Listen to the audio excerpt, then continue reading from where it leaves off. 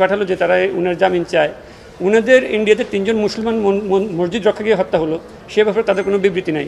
স্বর্ণা দাসকে বর্ডারে হত্যা করা হলো, সে ব্যাপারে তাদের কোনো বিবৃতি নেই।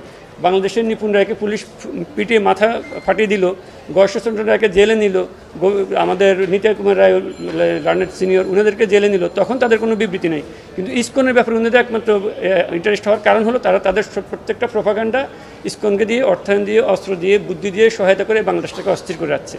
তারা চাচ্ছে এই দেশে যদি আপনার এই যে হায়দ্রাবাদ অথবা সিকিমের মতো যদি একটা রাষ্ট্র তারা প্রতিষ্ঠা করতে পারে, দেশে যদি দাঙ্গা লাগাতে পারে, তাহলে তারা খুব সহজে বাংলাদেশটাকে দখল করে নিতে পারবে। কারণ তাদের অতীত ইতিহাস হচ্ছে হায়দ্রাবাদকে দাঙ্গা লাগিয়ে দখল করা, তাদের অতীত ইতিহাস হচ্ছে সিকিমকে তারা দাঙ্গা লাগিয়ে দখল করে নিয়েছে। এখন তারা ইসকনের মাধ্যমে, সন্ত্রাসী কার্যক্রমের মাধ্যমে বাংলাদেশে যদি দাঙ্গা লাগাতে পারে, তাহলে তারা বাংলাদেশটাকে খুব সহজে দখল করে নিতে পারবে। আমরা যখন হিন্দু মুসলিম দাঙ্গা লিপ্ত হয়ে যাবে তখন তাদের দখল করে নেওয়াটা খুব সহজ হয়ে যাবে।